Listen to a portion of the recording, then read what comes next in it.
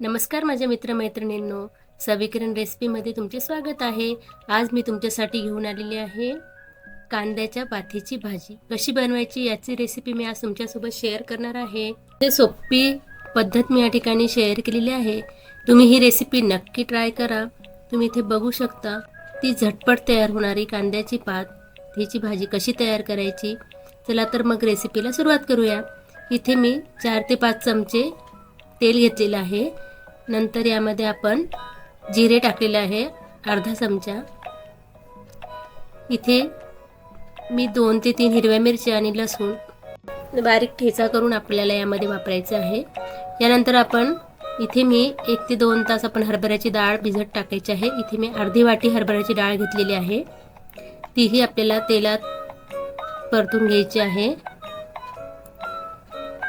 अतिशय सोपी अशी रेसिपी ही तयार होते। इथे मी 1 चमचा लाल तिखटचा वापर केला आहे, 1/4 चमचा हळद पावडर। इथे आपल्याला गॅसची फ्लेम स्लो करायची आहे। यानंतर आपण इथे मी 1.5 बाउल कांद्याची पात घेतलेली आहे, हे आपल्याला यामध्ये टाकून घ्यायचे आहे। आता आपल्याला हे तेलामध्ये व्यवस्थित मिक्स करून घ्यायचे आहे, व्यवस्थित परतून घ्यायचे आहे।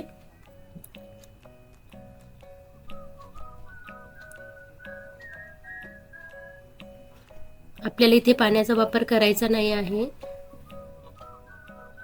इथे कांद्याच्या पातीलाच पाणी सुटते, त्यामुळे आपण इथे पाण्याचा वापर करणार नाही आहोत। इथे आपल्याला तेलामध्ये व्यवस्थित ही कांद्याची पात परतून घ्यायची आहे। इथे आपली पात परतल्या गेलेली आहे। आता इथे आपण 5 ते 10 मिनिट आपण याची वाफ काढून घेणार आहोत। इथे आपले कांद्याच्या पातीला वाफ काढल्या गेलेली आहे। आता आपल्याला हे व्यवस्थित परत एकदा भाजी आपल्याला मिक्स करून घ्यायची आहे। तुम्ही ते बघू शकता आपल्या भाजीला पाणी सुटलेलं आहे। याच पाण्यामध्ये आपल्याला ही भाजी शिजवून घ्यायची आहे। यानंतर आपण यामध्ये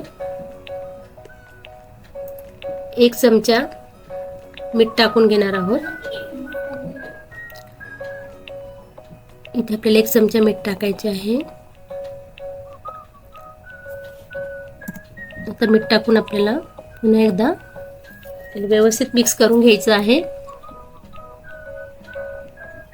इथे आपली भाजी मिक्स झालेली आहे। आता आपण परत 5 ते 10 मिनिटांसाठी शिजवून घेणार आहोत। इथे आपली पाती तुम्ही बघू शकता, पाणी आपलं आटल्या गेलेलं आहे। आता आपण यामध्ये अर्धा वाटी शेंगदाण्याचं कूट लागेल त्याप्रमाणे आपण या ठिकाणी टाकून घेणार आहोत। तुम्हाला हवे त्याप्रमाणे तुम्ही हे ते शेंगदाण्याचं कूट हे टाकून घेऊ शकता। आता आपल्याला कूट टाकून पुन्हा एकदा मिक्स करून घ्यायचे आहे। इथे आपली कांद्याची पाती अजून आपण 1 मिनिटासाठी आपण झाकण ठेवून वाफवून घेणार आहोत। इथे आपली भाजी ही तयार झालेली आहे। तुम्ही इथे बघू शकता परफेक्ट आपले डाळ ही व्यवस्थित शिजलेली आहे आणि पातही व्यवस्थित शिजलेली आहे। आता आपण सर्विंग प्लेटमध्ये काढून घेणार आहोत। तुम्ही ते बघू शकता किती सुंदर रंग आपल्या पातीला आलेला आहे।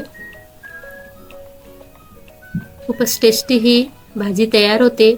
तुम्ही ही भाजी नक्की ट्राय करा, तुम्हाला ही रेसिपी नक्कीच आवडेल। रेसिपी आवडल्यास चॅनलला लाईक आणि सबस्क्राईब करायला विसरू नका आणि अशाच नवनवीन रेसिपीसाठी बेल आयकॉनवर क्लिक करा। धन्यवाद।